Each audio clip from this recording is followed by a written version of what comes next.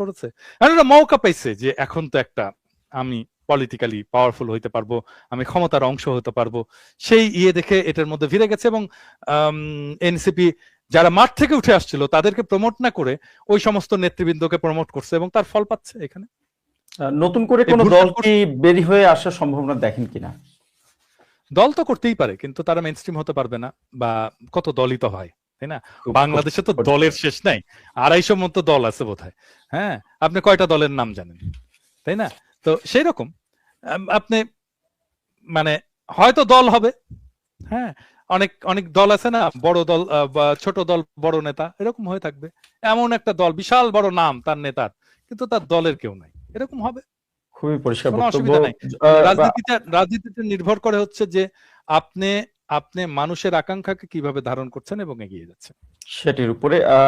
সাংবাদিক ইলিয়াস হোসেন, আপনার কাছে একটু জানতে চাইবো, তারেক রহমান অবশেষে দেশে ফিরলেন এবং উনি খুব সৌভাগ্যবান যে উনি আসলে শেষ পর্যন্ত ওনার মায়ের এই অন্তিম যাত্রায় উনি পাশে থাকতে পেরেছেন এবং সন্তান হিসেবে মাকে কবরে রাখতে পেরেছেন। এটিও নিঃসন্দেহে একটি বড় সৌভাগ্যের বিষয় সন্তান হিসেবে।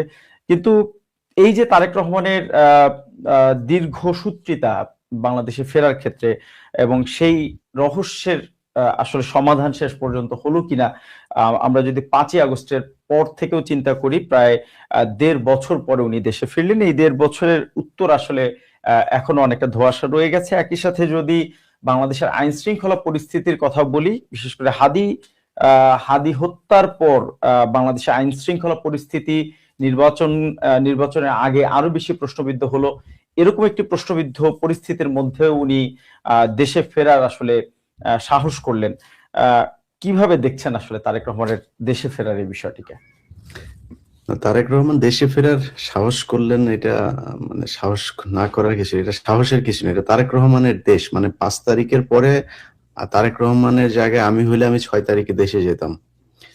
তারেক রহমানের কথাতেই দেশ চলতো। মানে আমি পুলিশের অনেকগুলো মানে নিয়োগের খবর জানি, তো যে ওইসব জায়গায় নিয়োগ হচ্ছে, অমুককে দিচ্ছেন ভাই, উনি ওই অমুক হলের ছাত্র দলের সেক্রেটারি ছিলেন, উনি অমুক বিশ্ববিদ্যালয়ের ছাত্র দলের এই কমিটিতে ছিলেন, এই নামের উপরে পুলিশের দেওয়া হতো। জামাতেরও অনেক লোককে এইভাবে ইয়েতে বিভিন্ন জায়গায় বসানো হয়েছে।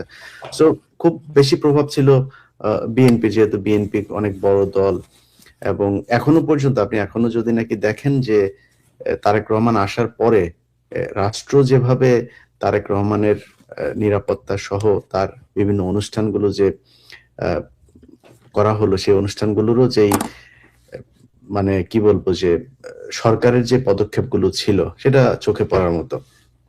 আমি মনে করি ওনার বিশাল একটা দল আছে, ওনার নিশ্চয়ই নিজস্ব গোয়েন্দা সংস্থার সাথে ওনার একটা ভালো সম্পর্ক আছে, সেনাবাহিনী, পুলিশ সহ বিভিন্ন জায়গায় ওনার একটা সম্পর্ক তো আছেই। তো তাদের মাধ্যমে উনি চাইলে অনেক আগেই দেশে আসতে পারবেন, এটা সাহসের কিছু না। কারণ তারেক রহমান মনে করা হচ্ছে যে সামনে বিএনপি যদি ক্ষমতায় যায় তিনি প্রধানমন্ত্রী হবেন। সো প্রধানমন্ত্রী হবেন এরকম একজন মানুষ দেশের বাইরে থাকবে কেন? এখন তো আওয়ামী লীগ নাই। কিন্তু এই 1.5 বছর উনি দেরি করাতে যেই সমস্যাটা হয়েছে এই সরকারের ভেতরে, আমি গতকালকে দাদাকে বলছিলাম একটা কথা, যে তারেক রহমান যেদিন দেশে আসেন সেদিন বিটিভি লাইভ সম্প্রচার করেছেন। সেই লাইভ সম্প্রচার করছে এই খবর জানার পরে এই রেজওয়ানা হাসান, যিনি তথ্য উপদেষ্টা হিসেবে এখন দায়িত্ব পালন করছেন, তিনি তার পিএস কে দিয়ে বিটিভির মহাপরিচালককে ফোন করিয়েছেন যে এটা করার দরকার নেই। বিটিভির মহাপরিচালক পাত্তাই দেন নাই, না তারেক রহমান আসবে, এটা আমরা লাইভ করব। রেজওয়ানা নিজে ফোন করেছেন তাকে, তারপরে ফোন করে বলেছেন যে আপনি রাষ্ট্রের টাকা খরচ করে, আপনি তারেক রহমান তো এখন রাষ্ট্রের কেউ না, তার এটা আপনি কেন রাষ্ট্রীয় প্রতিষ্ঠান থেকে কিভাবে লাইভ করবেন? কথাটা খুবই, যদি আপনি মানে আমেরিকা ইউরোপের কথা বলেন, বিশাল সত্যি যে রাষ্ট্রের টাকা খরচ করে তিনি এখনো প্রধানমন্ত্রী হন নাই, তার এটা কেন লাইভ করবেন? কিন্তু বাংলাদেশ কি আসলে সেভাবে চলে? রেজওয়ানা নিজে কি সেভাবে চলেন? রেজওয়ার মন্ত্রণালয়ে সেই জবাবদিহিতা আছে? কোথাও নাই। কিন্তু তারেক রহমানের বেলায় হয়েছে। এই যে একটা ভ্যাকুয়াম তৈরি হয়েছে, এই ভ্যাকুয়ামের মাঝখানে কিন্তু বিএনপির অনেক নেতা, আমরা বিএনপি কে নিয়ে অনেক কথাবার্তা বলি, কিন্তু তারেক রহমান, জিয়া পরিবার, তাদেরকে কেন বেছে কথা বলতে হয়? ভাই, এই তারেক রহমান গত 15 বছরে, 15 বছর না, 2006 সালের পর থেকেই সো এই যে প্রায় 20 বছর তিনি যেই কষ্ট সহ্য করেছেন, তেনার উপরে যে নির্যাতন করা হয়েছে, তার মায়ের উপরে যে নির্যাতন করা হয়েছে, এগুলো তো ভুলে যাওয়ার মতো না। সো সেই জিনিসগুলো থেকে যদি করা হয়, আমরা বিএনপির অনেকের বিরুদ্ধে কথা বলে তাদেরকে নিয়ে, কারণ তারা এই বাংলাদেশ স্বাধীন হবার পেছনে তাদের অনেক অবদান আছে, যে কারণেই তাদেরকে বাঁচিয়ে কথা বলতে, তাদের ব্যাপারে অনেক হিসেব করে তারপরে কথা বলি। কিন্তু বিএনপির অনেক লোকজন আছে এর মাঝখানে, যেমন শিলং সালাউদ্দিন সহ এরকম অনেক সালাউদ্দিনদের মতো এরকম অনেকে গজিয়ে উঠেছেন। এটা তারেক রহমান যদি আরো 1.5 বছরের আরো আগে যদি চলে আসতেন তিনি, আমার মনে হয় এই যে মাঝখানে যেই গজিয়ে ওঠা যে ভারতীয় গোয়েন্দা সংস্থার চর যারা, তারা এত প্রভাব বিস্তার করতো। আমি গত এই যে বিএনপির যে মনোনয়ন দেওয়া হয়েছে যাদের, তাদের অনেকের ব্যাপারে জানি যে লন্ডনে গিয়েছেন তারেক রহমান, তাকে ফোন করেছেন, লন্ডনে গিয়ে দেখা করেছেন, তাকে বলেছেন যে আপনি নির্বাচনের প্রস্তুতি নেন। তাকে বলা হয়েছে হঠাৎ করে দেখা যে সে পায় নাই। কিভাবে পায় নাই? এগুলো যে মাঝখানে কিছু মধ্যস্বত্বভোগী আপনার কিছু ছিল, তারাই এই জিনিসগুলোকে এইভাবে ম্যানিপুলেট করেছে। যাই হোক, তো আমার মনে হয় তিনার আশাটা এটা খুব অপ্রাসঙ্গিক বা অনাকাঙ্ক্ষিত, অপ্রত্যাশিত এরকম কোনো কিছু আমি মনে করি না। আমি একটা প্রশ্নের উত্তর দিতে চাই, এটা দাদাকে আপনি প্রশ্ন করেছিলেন, এটা আমার কাছে কিছু তথ্য আছে যে জিনিসগুলো আপনাকে জানালে আমার মনে হয় দর্শকদের জন্য বুঝতে সুবিধা হবে। সেটা হলো জামাতের আমির, তার সাথে ভারতের একজন বিশেষ দূতের যে সাক্ষাতের কথা বলা হয়েছে, পররাষ্ট্র মন্ত্রণালয়ের একজন কর্মকর্তা, নানান কথা বলা হয়েছে। আমি ডক্টর শফিকুর রহমান এবং ডক্টর আব্দুল্লাহ মোহাম্মদ তাহের ভাই, ওনাদের দুইজনের সাথেই গত 3-4 মাসের ভেতরে আমার দুইজনের সাথেই সেপ্টেম্বরের থেকে এই গত কয়েকদিনের মধ্যে আমার সাথে সাক্ষাৎ হয়েছে, এবং ওই সাক্ষাতে আমি তাদের কাছে নানান বিষয় নিয়ে কথা হয়েছে। এর মাঝখানে আমি ওনাকে প্রশ্ন করেছিলাম যে ভারতের সাথে আপনাদের কোনো ধরনের বৈঠক হয়েছে কিনা। তিনি বলেছেন যে ভারত আমাদের কাছে, আমি যেদিন আমার সাথে ওনার যেদিন দেখা হয় ওনার হোটেলে, আমি যেদিন কথা বলি, বলেছে আমাদের কাছে এই পর্যন্ত 6 বার তারা সময় চেয়েছেন। তারা কোনো এক জায়গায়, সেটা শফিকুর রহমানের মানে বাসায় হোক, অফিসে হোক, বা তাদের কোনো অফিসে হোক, যে কোনো জায়গায় ডক্টর শফিকুর রহমান যেখানে বলবেন রাজি হবেন, ভারত সেখানেই বসতে রাজি। কিন্তু ডাক্তার শফিকুর রহমান সেটাতে রাজি হন নাই। কারণ হচ্ছে গিয়ে তিনি আমাকে এই কথাটা বলেছেন যে আমি ওনাদের সাথে কোথায় গিয়ে বসবো, সেখানে তারা একটা ছবি তুলবে, ছবি তুলে তারপরে দিয়ে দিবে। তারা বৈঠকটা কিন্তু গোপনে করতে যাচ্ছেন, তিনি যান নাই। এমনকি বিভিন্ন জায়গায় যখন তারা, আপনারা জানেন যে ডিপ্লোমেটদের সাথে অনেক বৈঠক থাকে, যে এখানে ভারতের দূতাবাসের লোক থাকে, থাকে চীনের থাকে, আমেরিকার থাকে, সেখানে রাজনৈতিক ব্যক্তিদেরকে দাওয়াত দিলে তাদের যেতে হয়। সেখানেও তিনি, মানে আমি ডক্টর শফিকুর রহমানের কোট আনকোট করছি, যে তিনি খুব সাবধানে থাকতেন যেন তাকে আলাদাভাবে কোথাও পেয়ে তারপর ভারতীয় দূতাবাসের কেউ আবার একটা ছবি তুলে না ফেলে। সো এটা হচ্ছে ভারতের অবস্থান, এই মানে জামায়াতের অবস্থান। আমার কাছে যে তথ্যটা ছিল সেটা খুবই পরিষ্কার। ধন্যবাদ ইলিয়াস হোসেন আপনাকে। পিনাকি ভট্টাচার্য, আপনার কাছেই একদমই আমরা অনুষ্ঠানের শেষ পর্যায়ে, আপনার কাছে একটু ফিরতে চাই। এই ভারত প্রসঙ্গে যেহেতু কথা হচ্ছে, ভারত প্রসঙ্গ নিয়ে একটু আপনার কাছ থেকে জানতে চাইবো। আসলে বাংলাদেশের নির্বাচনে আমরা খুব মানে এটি খুব পরিচিত কমন একটি বিষয় যে বাংলাদেশের রাজনীতি থেকে শুরু করে নির্বাচন, প্রত্যেকটি ক্ষেত্রে আসলে ভারতের একটি প্রত্যক্ষ রোল প্লে আমরা দেখি। আসলে এবারের নির্বাচনে সেটা কতটুকু সম্ভাবনা দেখছেন, অথবা যেহেতু মানে বাংলাদেশের বর্তমান যে পরিবর্তিত যে পরিস্থিতি, তাতে করে এটি খুব পরিষ্কার যে অনেকটা বেকায়দায় রয়েছে ভারত আসলে বাংলাদেশের সাথে সম্পর্কের ক্ষেত্রে। এবারের নির্বাচনে কতটুকু তাদের সম্পৃক্ততা অথবা তাদের রোল প্লে করার সম্ভাবনা দেখছেন? দেখেন, আমি কয়েকটা খুব বলবেন যে এটাকে বলা যেতে পারে খুব সিম্পল ট্রিক ফলো করি আর কি, এবং আমি কিছু জিনিসে খুব খুশি হই। যেমন ধরেন, আমার ফেসবুকের প্রোফাইলে কোন ভারতীয় এসে যদি আমাকে গালাগালি করে, আমি খুব খুশি হই। নাম বলতে চাই না, বাংলাদেশের মানুষ দেখবে ভারত কোন প্রার্থীর পক্ষে, কোন দলের পক্ষে অবস্থান নিচ্ছে, এটা দেখবে। মানে ভারত, শোনেন, এটা ভেরি সিম্পল।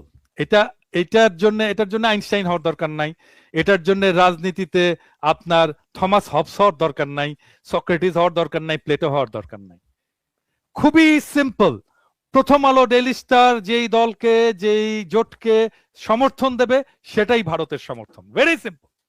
প্রথম আলো, ডেইলি স্টার কাদেরকে গ্লোরিফাই করে? দেখেন আপনার উত্তর পেয়ে যাবেন। এটাই নিউটনের সূত্র। এটাই নিউটনের সূত্র, আহ, সহজ সূত্র। প্রথম আলো ডেইলি আহ, স্টার যার পক্ষে তারাই ভারতের প্রার্থী। আমরা আমরা নতুন আরেকটি সূত্র আমাদের দর্শকদের জন্য পেলাম আপনাদের থেকে। দর্শকদের খুব কৌতূহলের একটি প্রশ্ন দিয়ে আমাদের অনুষ্ঠান শেষ করব। দুজনের জন্য একই প্রশ্ন, আপনারা কবে ফিরছেন দেশে? প্রথমে পিনাকি দার কাছে যাই, এরপর আপনাদের দেশে ফেরা নিয়ে দর্শকদের একটি বড় কৌতূহল আমরা লক্ষ্য করছি। আসলে এই বিষয়ে কোনো মন্তব্য করবেন কিনা? দেখেন, আমি আসলে কেন দেশে ফিরতে পারিনি সেটা নিয়ে আমি অনেকবার নানাভাবেই ব্যাখ্যা করছি। সেটাকে অন্য অনেকভাবে বলার চেষ্টা করা হয়। হ্যাঁ, আমি ফিরতে চাই। হ্যাঁ, আমি ফিরতে চাই এবং আমাকে ফেরানোর জন্য অনেকেই অনেকভাবে চেষ্টা করেছে। হ্যাঁ, এবং আমি দায়িত্ব নিয়ে বলছি, মানে এমন ধরেন রাষ্ট্রের প্রধান নির্বাহী প্রফেসর ইউনূসকে বলা হয়েছিল, একাধিক জন বলেছে যে পিনাকিকে, এবং উনি চাইলে এটা 1 ঘন্টার মধ্যে হয়ে যেত, পিনাকিকে ফেরত নিয়ে আসার ব্যবস্থা। খুবই দায়িত্বপ্রাপ্ত মানুষ, আমি নাম বলছি না তাদের কারোই, কিন্তু আপনি ধরে নিতে পারেন যে ধরেন বাংলাদেশে যদি আপনি 10 জন খুবই গুরুত্বপূর্ণ মানুষের কথা চিন্তা করেন, এরকম 10 জন গুরুত্বপূর্ণ মানুষের মধ্যে অনেকেই আমার কথা বলেছে প্রফেসর ইউনূসকে সরাসরি, এবং আমি তাদের মধ্যেই কারো কারো কাছে থেকে ফিডব্যাক পেয়েছি। আমার কথা যখনই প্রফেসর ইউনূসকে বলা হয় উনি দার্শনিক হয়ে যান, আকাশের দিকে তাকায় থাকেন আর কি। হ্যাঁ, মানে এবং ওনার মুখের চেহারা চেঞ্জ হয়ে যায়, মানে অ্যাজ ইফ উনি আমাকে আনতে চান না। তো আমাকে অনেকে এরপরে বলেছে যে তো আমার একটা বলতে পারেন যে একটা গভীর অভিমান আছে আমার দেশে যাওয়ার ব্যাপারে। হ্যাঁ, আমি জানি না, আমি খুব অভিমানী মানুষ, এবং আমার এই অভিমানের কারণে এমন হতেই পারে যে আমি হয়তো কখনোই আর দেশে যাব না। এটি খুব আপনার যারা ভক্ত সমর্থক তাদের জন্য নিঃসন্দেহে একটি বড় দুঃসংবাদ। আমি ধরেন আমি যেই জিনিসটা খুব বেশি করে চাইছি, এটা আমার জীবনের একটা ট্র্যাজেডি বলতে পারেন। আমি যেটা খুব বেশি চাইছি আমার জীবনে সেটা আসেনি কখনো। হ্যাঁ, আমি সেজন্য কোনো কিছু চাই না, আমি সেজন্য বলি আমি দেশে যেতে চাই না। হ্যাঁ, যদি এই বিরাগ থেকে একদিন হঠাৎ করে মানে সত্যিকার অর্থে আমি কিন্তু আমি যখন কর্পোরেট জব করতাম আর কি, তখন আমি ওভারসিজ পোস্টিং চাইতাম, এবং আমি চাইতাম যে প্যারিসে আমি যাব, আমার পোস্টিং হবে প্যারিসে। হ্যাঁ, এটা আমার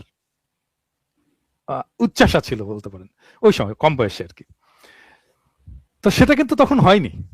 তারপরে আমি যখন চাইনি, আমি যখন আসতেই চাইনি, তখন আমাকে এসে খোদা তাআলা প্যারিসে এসে আমাকে থিতু করে দিলেন। তো আমার আসলে আমার দেশে যাওয়াটা আসলে আমি মনে করি যে এটা এখন আমি রিয়েল অ্যান্সার দিচ্ছি, অভিমানের কথা না। আমার দেশে যাওয়াটা আসলে ডিপেন্ড করে, আমি বলি আমি তো এখন খুবই স্পিরিচুয়াল মানুষ আর কি বলতে পারেন। হ্যাঁ, আমার দেশে যাওয়াটা যেদিন খোদা তাআলার হুকুম হবে সেদিন আমি হাজির থাকবো, যেদিন উনি চাইবেন সেদিনই আমি যাব, কেউ আমাকে ঠেকাতে পারবে না, আমি অভিমান করেও আমি দূরে থাকতে পারবো না। আমার যেদিন সময় হবে, রাইট টাইম, সেটা প্রবাবলি আসমানে স্থির হবে যে কবে আমি দেশে ফিরবো, সেদিনই যাবো। কেউ আমাকে ঠেকাইতে পারবে না সেদিন, এবং আমার কোনো অভিমান আমাকে দূরে রাখতে পারবে না, কিন্তু ব্যক্তিগতভাবে আমি কোনো নিজে থেকে উদ্যোগ নেব না। খুব পরিষ্কার বক্তব্য। পিনাকি ভট্টাচার্য, যেদিন ওনার হুকুম হবে সেদিন আমি যে ইলিয়াস হোসেন, আমরা পিনাকি ভট্টাচার্যের উত্তর পেলাম। আপনি চাইলে এই প্রশ্নের উত্তর দিতে পারেন, আমরা যদি আপনার থেকে উত্তর পাই। আমার প্রশ্নটা আর অনেক বেশি মানে আপনাকে সুস্পষ্ট ভাবেই দেওয়া যাবে। আমার নামে এখনো পর্যন্ত 4টা মামলা পেন্ডিং আছে, যে মামলাগুলোর ব্যাপারে সরকার কোনো পদক্ষেপ নেয় নাই। এটি কি মানে ফ্যাসিস্ট আমলের মামলা? আমার সব মামলা ফ্যাসিস্ট আমলের। ওহো। আমার প্রথম মামলা হয় হচ্ছে 5 জানুয়ারির যে নির্বাচন, ওই নির্বাচনের 3 দিন পরে আমার নামে একটা মামলা হয়। আমাকে যেদিন ডিজিএফআই ডেকে নিয়ে যায় 6 জানুয়ারি 2014, তারপরে তার 2 দিন পরে মামলা হয় একটা, ওইটা একটা মামলা ছিল, আমাদের একটা ভিডিও গিয়েছিল, যে ভিডিওটার আপনার ভিডিও এডিটিং এর কাজ তো আর আমার না। ওইখানে এক নারীকে নিয়ে আপনার একটা নিউজ ছিল, সেই নারীর কিছু ফুটেজ কে তারা দেখিয়েছে, খুবই আলোচিত সংবাদ ছিল। এই ফুটেজ গুলোর কারণে এটা পর্নোগ্রাফি অ্যাক্টে, ওই ফুটেজ গুলো এই আমাদের অফিসের আমাদের চেয়ারম্যান সহ আমি সহ আমাদের ৩-৪ জনকে আসামি, মূলত মানে ৫ জানুয়ারি নির্বাচনে ২১ টিভির যে ভূমিকা সেটার কারণে মামলা হয়, সেই থেকে শুরু। এরপরে বিভিন্ন সময়ে আপনার ইলিয়াস হোসেন সেই মামলায় সম্ভবত ২১ টিভির চেয়ারম্যান আব্দুল সালাম সাহেব উনি নিজেও এই মামলার আসামি ছিলেন। জি, তার মানে সেই মামলা কি এখনো চলমান? সেই মামলা চলমান। তারপরে বনোজ কুমারের একটা মামলা চলমান। তারপরে আরো টোটাল ৪টা ফেনীর স্কুল ছাত্রীর আত্মহত্যা কেন্দ্রিক যে প্রতিবেদনটি ছিল সেটি, হ্যাঁ, বনোজ কুমারকে নিয়ে যে নিউজ করা হয়েছিল সেটার প্রেক্ষিতে তারা নিউজ করে, এবং সেই বনোজ কুমারের যে এত অত্যাচারের শিকার সেই ১৬ জন মানুষ এখনো কন্ডেম সেলে কাটাচ্ছেন, তাদেরকে এই সরকার বাঁচানোর জন্য কোনো ই করেনি। এখন যে দাদা একটা কথা বললো না যে ইউনূস উদাসের মতো এদিক ওদিক তাকায়, অনেকেই মনে করেন, ধরেন মানে আমি কখনো বলি নাই যে আমি কোনোদিন উপদেষ্টা হব, দাদাও কোনোদিন বলে নাই সে উপদেষ্টা হইতে চায়, তো মানে এটা আমরা হইতে চাইনি, কিন্তু অনেক মানুষ না আমি বলছি ইন্ডিয়ান নায়িকা বিষয়ক উপদেষ্টা হইতে চাই, আমি সবসময় বলছি। তো এখন ধরেন আমি যদি নাকি আমারে আপনি একজন দর্শক হিসেবে যদি আপনি কাউকে জিজ্ঞেস করেন, অনেকেই মনে করে, আমি জানি না কেন অনেকেই মনে করে যে আমাদের উপদেষ্টা হওয়া উচিত ছিল, আমার উপদেষ্টা হইলে মনে অনেক কিছু হইতো, কিন্তু সেটা সরকারের কোনোদিন মনে হয় নাই।